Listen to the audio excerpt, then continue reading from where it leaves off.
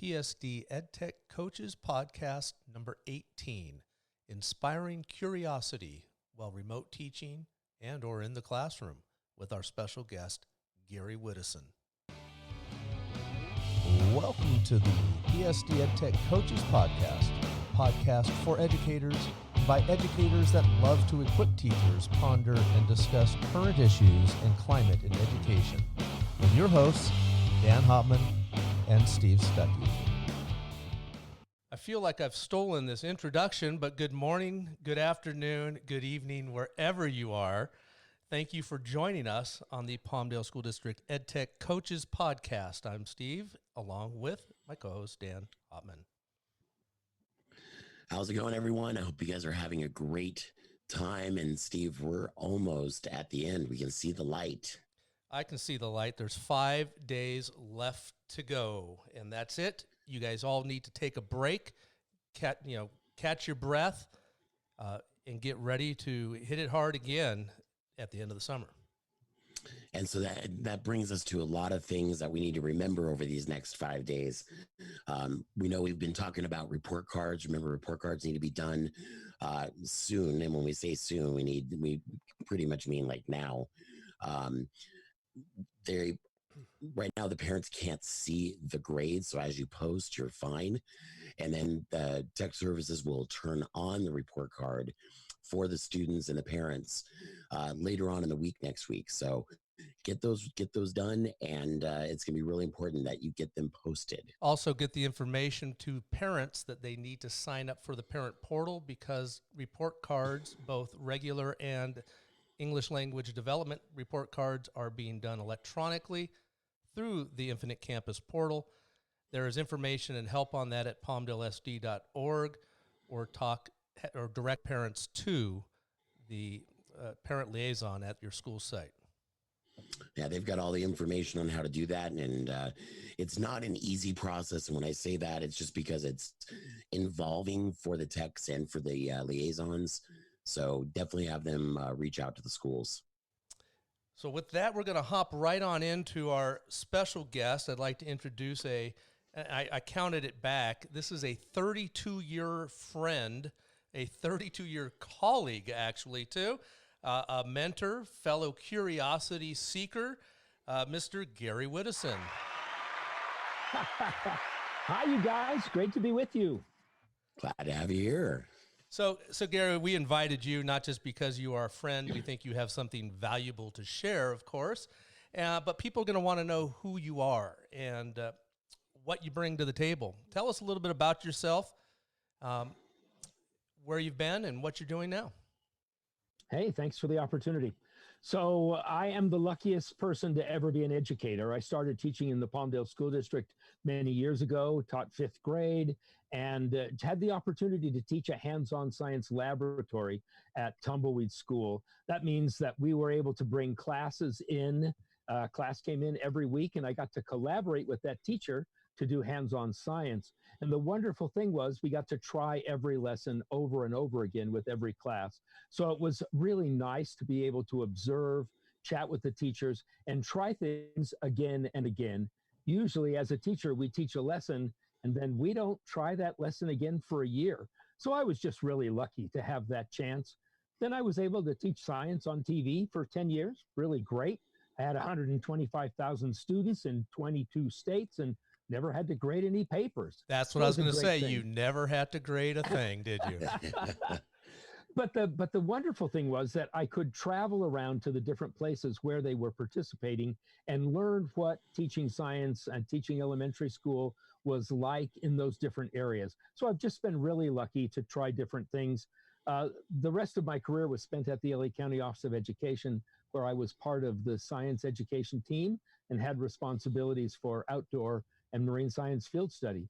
So I've been recently retired, about a year now, and it's just been a wonderful ride. Well, I don't want, to have your head get big by any means, but, there were some rock star moments. I don't know if you recall us flying up to Sacramento together because your daughter won some poster contest when she was in my classroom, and we were outside the Capitol building, and there were kids who participated in that team science and all wanted to stop and get your autograph right there in the Capitol. Yeah, there were some pretty strange moments. We were in Sacramento recently, Steve, and I thought about that again, and being with you at some of those weird occasions. So I know you are retired now. Retired just in time for the stay-at-home orders. Perfect timing, by the way. Perfect move. So, perfect move. Sometimes timing is everything. So, what has retirement been like, and what does education look like now from home, I guess? It's been really great to have the opportunity, unencumbered by other responsibilities, to watch what's happening, to think about what's happening, and to just wonder about the implication. So this is a challenge, right? I mean, the science education in general, is all about phenomena. It's about how we look at new experience and connect it with things that we have already learned. And a big part of that is social. We have the opportunity to hear what other people say, to see the look on their face as they share an idea and try and determine how sure they are that they're saying something that is reasonable.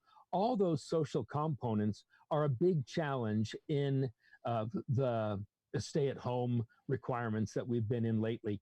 But there are still many opportunities to engage and share with each other and deepen our understanding of the world around us. So while there are certainly challenges, there have been some great opportunities as well. Some of the focus has turned us toward virtual experiences that are really valuable. So I know with this stay-at-home part that teachers might find it really valuable now to really work on those kind of questioning techniques and things that they do to help kids be more curious and inquire about things when they're in the classroom, so that it will transfer that much easier if we ever have to go back to some kind of virtual learning. Yeah, absolutely. So, we sort of think about the history of this, right? Once upon a time, we went to school because that's where the books were. That's where there was a teacher who had information and resources. We went there to get information. In today's world, the information is all around us. We don't have to go to school to get information. We go to school now, we gather in one way or another to mess with the information, to talk together, to experiment together. And so as we look at these different models and what the future might hold for us, the idea of how we interact with kids and encourage them to chew on, to think about, to investigate the information that is presented, that becomes really important. It's always been a keystone, but I think these conditions have shined a light on that. So you talk about phenomena, and definitely science is your big background and a huge passion of yours. But can we find phenomena in other subject areas? I really do think so. I think that depending on your educational outcome, you're going to pick a teaching strategy. But a teaching strategy that focuses on what do we notice, what are we seeing here, that focuses on the phenomena, whether it be a piece of literature or a video we're watching or a mathematics problem or a science discrepant event, all of those focus on what is at hand and how do we connect that with other experience. I can take a piece of literature and I can present it in a way that creates a question. And if there's one thing we know about good education, is that it's all about the questions. Think about one of your favorite teachers, somebody that you admire, and think about how they use questions in their teaching. Questions allow us to set the stage to engage the brain. And in the end, thinking and learning is all about how we engage the brain. So my question for you is are you still involved right now in the educational community? How are you supporting it, or do you just get to have fun with your grandkids? Grandkids rock. Grandkids are the greatest. I have a 6-month-old granddaughter, and I have twin granddaughters that are about 2.5. And it is so much fun just to have them notice their shadow on the sidewalk for the first time and see the light go on in their face. It is wonderful. So I've spent the past year really focusing on that, but I appreciate the opportunity to engage with educators. It's what I love to do. And here you are giving me a chance to do that. Well, it's also interesting the fact that, kids are always wondering, especially young kids like your grandkids. So it kind of gives you that opportunity to ask them questions all the time. For me, it sort of comes in three categories. One, and probably most important, is what do we do as teachers that leads a kid to a place where they ask a question? How do we get them to ask questions? The second one might be, how do we respond when a student, a kid, asks us a question? So what do we do to get them to ask questions? But then how do we respond when they ask a question of us? Can we leave that a little open-ended? Can we get them to inquire without just feeding them an answer? And then the third thing that we do is just look at the questions that we ask. We're pretty good at that. Do you ask questions that can be answered yes or no? Or do we ask questions that make them stop and wonder about the things that they're experiencing?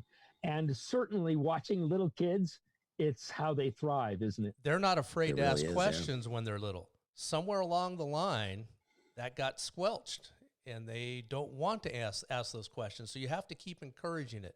And I think teachers need to think of that. Right. And almost everything about the workplace, about teaching, gets in the way of questions, doesn't it? You can imagine being in a meeting and you've been there for an hour and the facilitator of the meeting says, okay, are there any questions? And you're praying someone doesn't raise their hand. Oh man, you really hope someone does not raise their hand and ask a question. And for kids, it's kind of interesting because the way we respond to their questions helps to determine if they're going to ask questions next time. So it is all about questions. You can really say that. And we can do better encouraging kids to ask questions. So, it occurs to me, and Dan as well, that you were doing the remote teaching. You've already alluded to this a little bit. You did remote teaching before COVID-19 redefined what that looks like for everybody. Can you give us a little bit more of that background, and what did you do? And how could some of those principles apply today in distance learning? Yeah, that's a really interesting question. We were way ahead of the curve back then. We presented the information via satellite, which was uploaded and downlinked in school districts and public television stations all around the United States.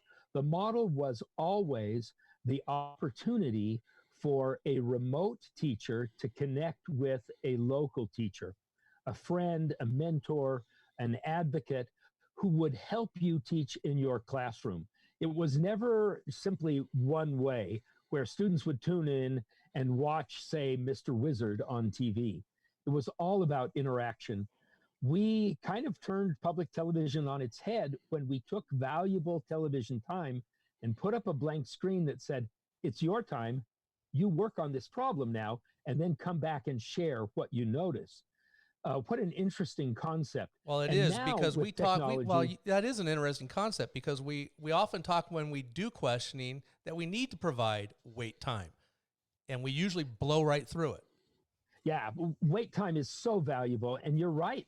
If you observe yourself, if you observe another teacher, it's very uncomfortable for us to pose a question and then have nobody raise their hand. It makes us feel like we're not good teachers. When that first kid raises their hand and says, well, this is my idea, we feel a sense of relief. We kind of want to put a gold star on that kid's forehead because it's like, oh, okay, I must be doing all right. But if we really structure time for kids to chew on those questions, look at what happens. One kid raises their hand and shares something, and the rest of the class then kind of owns that in a way. Maybe I'm quiet and I don't usually raise my hand, but when I hear what somebody else says, if they're saying something similar to my idea, I'm a little built up by that. I'm a little more maybe willing to share my own response next time. So the idea that we were doing distance learning and partnering with a teacher far away was really valuable. That teacher got to have a buddy. Teaching is a very private thing. We usually don't have much sharing time with each other. One of the great things about that distance learning was the ability to chat and interact with teachers how'd that lesson go today? Something just as simple as that. So one of the things I've always enjoyed, and so I've known you now, Gary, for 15 years, which I can't believe. It seems like it's just been a snap. Yeah, you rookie. Through it. Yeah, I still feel like the rookie, especially in this conversation. But one of the things I always loved to do was walk around when you and I and Steve were walking around the Science Olympiad, and it wouldn't matter what event we got to. The minute you saw a kid, you were asking them questions. You always found a way to inspire that curiosity didn't matter if it was a student or if it was an adult. Where did that come from, and what drives that desire? I was lucky early in my career. I had a mentor teach me a very simple strategy, and it was to, we often will ask the class, ask a student, so what do you notice? What's your idea? And then they give us an idea back, and then we tend to close that. We tend to say things like, that's right. Or we tend to say things like, oh, that's a good idea, but not exactly. And those two responses are judgmental. If we can say something instead like, oh, that's an interesting idea, they begin to notice that the focus is on the idea, not its rightness or wrongness. If we simply follow up and say, well, what else do you notice? What else? Oh, maybe you can notice something nobody else has thought of. If we just keep asking, what do you notice? What's your idea? Why do you think so? Before we try and close it off and summarize or something like that, it's a huge open-ended opportunity for the kids. I was taught that in my career fairly early, and I just learned so much about the students using that simple strategy. If I ask them a question and they give me an answer, and then I note whether they're right or wrong, that sort of tells me what they know. But it's really important to me and very revealing about the child to figure out, what do they do when they don't know? When they're confronted with a problem and they don't know the answer, how do they respond? And if we can help a kid be a problem-solving kid, that may be the greatest gift we can give them. We've talked an awful lot over the years about student or learner agency, where they actually can take control of themselves and their learning when they don't know something or know how to answer it.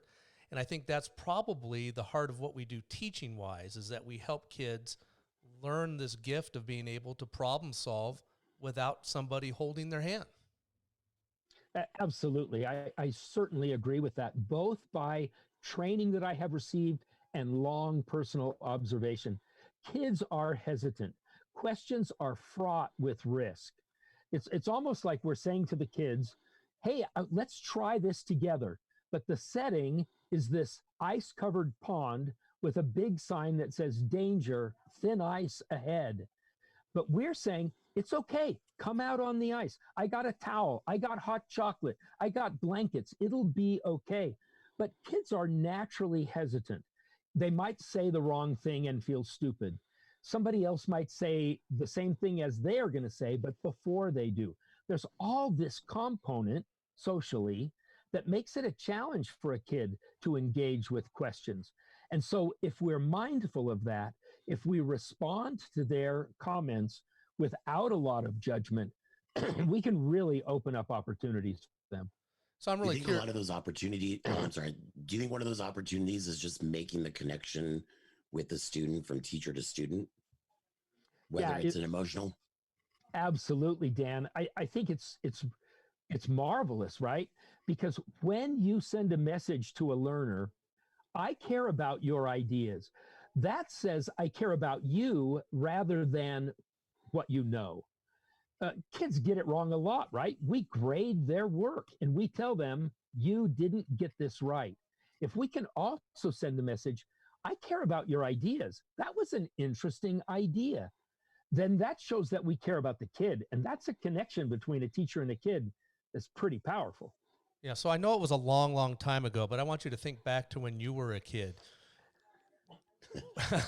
Yeah, I know. You're all laughing right now because that was a good joke. I wish I knew what button to press for the laugh track. But Were you encouraged as a kid also to be curious, or is this something that you realized later on? I think just the opportunity to be out and about, really out in the world, right? In the neighborhood, just watching in the yard or at the park or on vacation, there is so much stuff that we encounter that sparks our curiosity. Curiosity is this amazing thing. If I look at something and don't understand it, but realize that I can check it out, that's a marvelous thing. And I was encouraged to do that as a child, and I'm very grateful for that, rather than, I don't understand this, and just having somebody else say, yeah, I don't understand either. Uh, it's a sense of efficacy, right? If we figure out, hey, I'm 10 years old, and I don't always get my test right, and I don't understand this problem right now, but I bet I can check it out. That's a great way to feel about the world around you. And that sense of efficacy, again, if we can help a kid to feel that way, that's a lifelong benefit for that learner. So how would you encourage then teachers to approach tapping into that students' curiosity, whether it's in the classroom, online, anywhere? Yeah, so we've mentioned that it's kind of all about phenomena and all about questions. So a phenomena is any bit of new information that we encounter that we're trying to fit into a framework of understanding based on what we already know. It might be seeing something for the first time, but noticing it's kind of like something else you saw. Or it could be a video or an audio clip or a piece of literature or any kind of problem or new experience. And when we encounter the phenomena, it then becomes about the questions and the responses. Maybe the most powerful thing that we can do as teachers is consider how we respond to what the students say and present to us, particularly when we've asked them a question. So an example might be the words that we use in response can make a kid either eager to try again or feel like they just don't have anything and no more direction to go. It sounds dramatic, but it's little things. If we accept a student's response without judgment, it sends a message, you may be right, you may be wrong, let's keep going. And then suddenly what becomes important is, okay, I have an idea. I wonder if anybody else has the same idea. I wonder if somebody has a different idea. And when all of those ideas are accepted without judgment, then I begin to chew on those cognitively. I begin to sort it out, and I begin to refine my own thinking. So the simple act of allowing conversation without judgment of right or wrong on where a student is right then is really powerful. And it Now, really, I have to mention, I'm going to say this, it really helps though also with children and how they grow up and start to listen to other people's ideas without pushing them off right away. They learn to listen to each other. yeah, that notion of civility. Oh, wow, look at the world around us. Don't we wish there were more civility in our dialogue and problem solving right now? Oh, no doubt about that. Go on social media today, and you're in a bubble, and either people are agreeing with you because they're part of your tribe, or they're in there just to, spark a fire. Yeah. So imagine how a student feels if they have this idea and then someone comes to them and goes, that's a great idea. I really like the way you're checking for accuracy. I really like the way you're thinking it out and taking your time. That's all great, but you're wrong. Compare that to the idea of, hey, I have this idea and my teacher has not yet said if I'm right or wrong. But I notice what Sam says and what Carlos says and what Julie says. And I kind of want to talk to Julie because her idea and mine are kind of the same.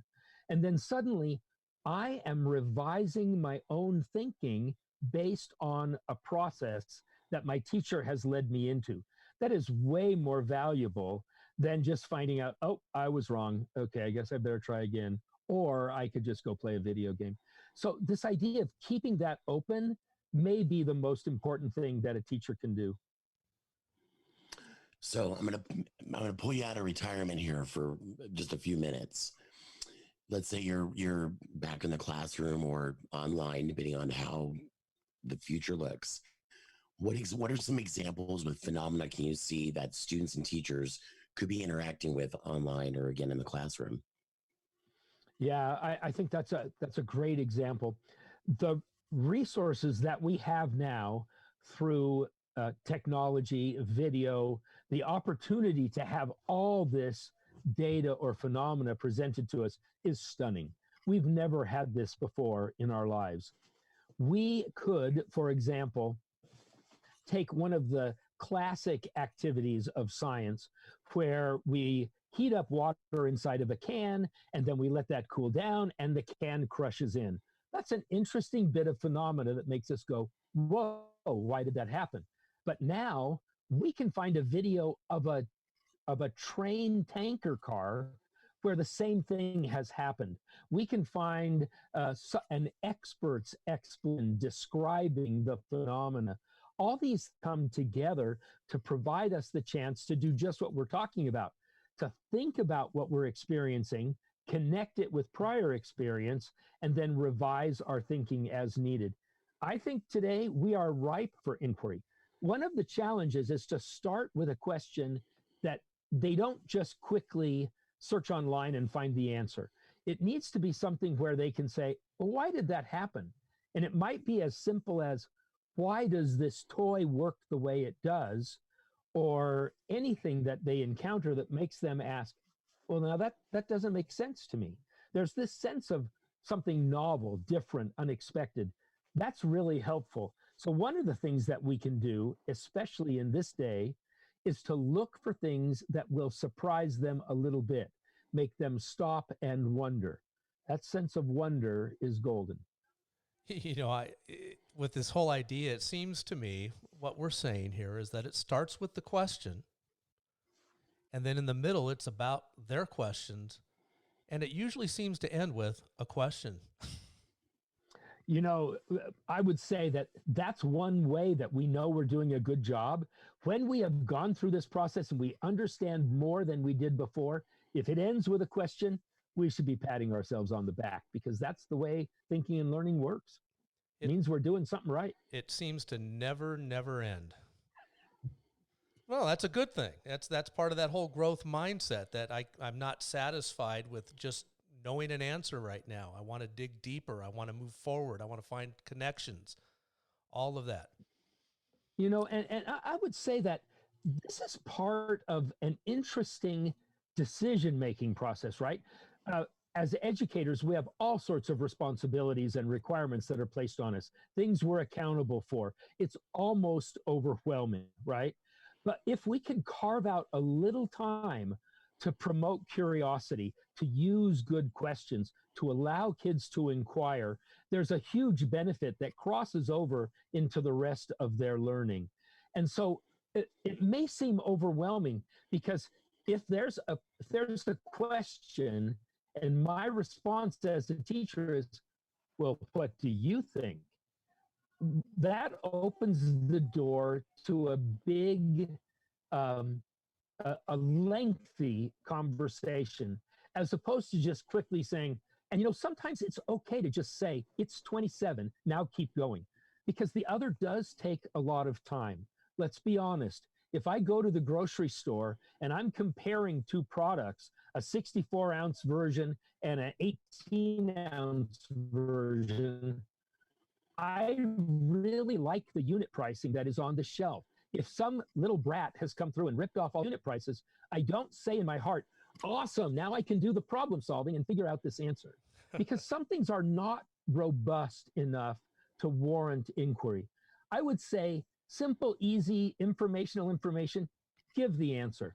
But if it can lead to understanding rather than just information, don't give the answer. Let it go a while. Yeah, information's easy to come by in today's world. And I always use the saying, and Dan knows this well too, is that thinking is the hardest work there is. That's why so few people engage in it, and that's what we need to teach our kids to do. Yeah, it's absolutely true. If you look at the biographies of great thinkers, scientists, writers, authors, videographers, very often their childhood included opportunity to explore and wonder, because in that process, we learn how to sort out the world around us. And it's the wonderful part. It's why we became teachers, right? Because we wanted to see that light go on in their eyes. We wanted to have that moment of understanding and pushing back the limits of our understanding. That's what makes you want to go to work in the morning, right? If all you're going to do is read page 27 and answer the questions at the end, no, that's not a fun job. That's not engaging at all. That makes me less curious. And I love seeing the spark in a kid's eyes when they get excited about something and they get lost in that. They're so into what they're doing that time just seems to fly. You know, and ironically, testing a kid's knowledge of information is so easy, and testing or assessing a kid's problem-solving strategies, that's a little more cumbersome, right? That's the art of teaching, though. That's the art part. That's the art part of teaching. You know, testing their knowledge, that's the science part. You know, the science, we can gather data on that easy. You're right. But the art of teaching is just the opposite of that. We know what they're thinking and how are they growing that way, as opposed to just gathering a bunch of encyclopedic knowledge. Imagine this vignette in a classroom. Kids are working on a problem. They're inquiring together. They're interacting with the teacher. They're interacting with the other. And at the close of that opportunity, the teacher might ask, was there anything that you did today that helped you be a good problem solver? And you might have to ask that question 4 or 5 times before they start responding. But someday a kid will say something like, you know, I had an idea, but I listened to Jennifer's idea, and I thought that was interesting because it was different from mine. And then as a teacher, you can go, wow, you've just mentioned a really important thing that intelligent people do. They listen to other people's ideas and they think about them. Or if a kid says, well, you know, I checked this over before I raised my hand and I changed it a little bit. I'm so glad you checked for accuracy. Suddenly you might start to have a list of characteristics on a bulletin board that show things intelligent people do when they solve problems. The kids start to watch for it, and then they sort of are reinforced, not by whether they're right or wrong, but by whether or not they're employing those strategies. That sounds pretty awesome. That's kind of the heart of metacognition, isn't it? It's absolutely the heart of metacognition. And I think a lot of the times teachers feel rushed and they don't give the kids the time to reflect on that inquiry. And it becomes a missing piece for those kids, is being able to reflect on their learning overall. It's so important that missing piece be filled in. Let's be honest, we can't use these strategies with every lesson. There's just not enough time in the school day. But we can make sure that we carve out some time to allow inquiry and curiosity and open-endedness. And it may just be a little tiny part of the day where you present some problem and then let that roll along for several days or however long is appropriate. In other words, maybe we can't do it all the time, but maybe we ought to do it more than we are. And it's not going to happen unless you are determined to actually start practicing that and scheduling that. It does need to be put down and say, this is what we're doing. It's important to teach them how to think, how to question, how to inquire. Absolutely. You know, I can remember saying things like this in the classroom. Hey, you guys, we have just a few minutes before we go out to lunch. I want to do one of those activities where I don't tell you the answer, but you have to figure it out. Check this out. And then for just 5 minutes, you present some phenomena, let them talk about it, and then let it go. Maybe the next day remember yesterday we were talking about this? Let me show it to you again. Suddenly they come up to you on the playground and go, you know, I was talking with my sister about this at home, and she saw something kind of similar, and now I have a new idea. I mean, wow, that's amazing, right? If they're talking about their learning outside of school. I'm not going to lie, as a teacher, it feels really good, you know, when they come in the morning, the first thing they do when they see you at the door is they start talking about that before you even start your day. You've already got them. It doesn't matter what else you do that day. They're with you no matter what. Yeah, I can't think of anything that creates, we mentioned this before, a better bond between learner and teacher than the opportunity to be curious and inquire together. So, are there any other questions that we haven't asked you? I'm just out of curiosity. Well, I think I would say that don't be distressed. It's a natural impulse to sort of close off the inquiry. You know, you ask a question, a kid gives you a right answer, and it makes you feel like you're doing something right because this kid understood. And it's very natural to just feel like, yes, that's right. Awesome, because now you feel good about yourself. Well, we like closure. We like closure. Closure is important. A couple of things. I think that when we engage in this, something happens that lets us ask more questions. You know, E. Cummings, in a famous poem, very short, includes the line, always the beautiful answer who asks the more beautiful question. Some questions are pedestrian. Can I go and use the pencil sharpener? Can I go use the restroom? Those questions don't require inquiry. But if a question is interesting and beautiful, then the answers become beautiful. And we can reserve the right not to answer really interesting questions. I would remember that part in the classroom. I think that another thing that is fun for us is just this idea about how do we carve out the time for it and where do I find the little activity? So maybe a remark that would be valuable is try this on for size and then talk to your colleagues about it. I have in my office a styrofoam cup that is a regular 8-ounce styrofoam cup that's about 1 inch high. And it has been compressed in every direction to scale. I might hold that cup up and say, you guys, I remember that I got this. And I wonder if you might tell me, what do you think happened to it? So this is a cup, actually, which has been put outside of a submarine and taken down to depth, and the seawater has compressed it all around. So it becomes a bit of phenomena. Now, where do you find those activities? Wherever they are. I think if we are curious and we see that cup somewhere, then we might say, ooh, I want to show this to my class. If you're playing with a toy, if you see some bit of a mechanical object or an interesting turn of phrase in literature, present that as a question. Why do you think the author used these words right here? And then let it go. If the kid says, well, it's a metaphor and it enhances the understanding, don't just say, that's right. Instead, just let it go. Anybody else think, why do you think the author used that right now? We didn't judge that wonderful answer, which makes it open to the other kid who has their own idea, which may be different from what the first kid shared.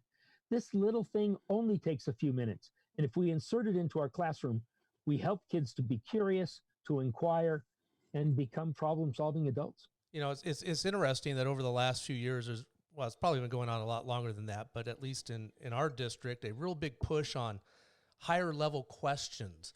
And a lot of people probably realize you ask a low level question, you're going to get a low level answer, but that the higher level questions don't take much. It takes as, why do you think that? What do you think is going on here? That's a higher level question, and it's really easy to ask, but it's really hard to answer.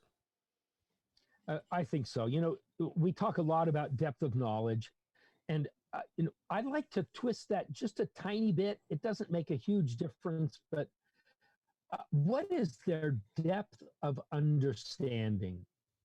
You know, we can talk about making something a higher level of DOK and making the question more rigorous, but really rigor, it's not about using fancy words. It's about whether or not we can make connections that lead us to new questions. Rigorous content does that. If I say that's a coyote and somebody else says, oh, that's Canis latrans, that's not more rigor. That's just, I know some little thing that you don't. And rigor is, how does a coyote survive? What a hard environment. What do I know about them? How are they different from other canines, etc.? And then one other thing that's interesting, I think, here is that when it's about the information, it promotes this competitive, almost arrogant point of view. I know more than you do. I can identify that bird. I know its Latin name. Aren't I cool? When it becomes about curiosity and inquiry, it becomes about our ability to work on problems. And the journey towards the answer becomes more important than the answer at the end of the road, because the journey's always going to go on. Gary, I wish we could sit here and talk for another 5 hours, because if you notice, I've been quiet this whole time because I'm listening to two of my mentors go back and forth. It's been awesome. We need to sit by the Well, I've had a campfire. blast, I'll tell you. Once social distancing is done, we just need to sit around the campfire without the microphones and just go after it. I love it. Absolutely. Hey, Gary, thank you very much for joining us today. It's, like I said, it's been awesome. Thank you for the chance to talk about these things that I feel are really important. Well, it's been great. And again, I thank you as well. And we'd like to thank everybody who has been listening. And if you would like to be a guest on the show, we ask that you go to our website, palmdalesd.org/edtech, and scroll down to where you find things about our podcast. And there's a link there where you can sign up, tell us a little bit about yourself and what you'd like to talk about on the podcast. Thank you very much, everyone, and we'll see you guys, or I guess we'll talk to you guys next time. Yep. Have a great last week of school, Palmdale School District teachers, and have a great, safe, and fun summer.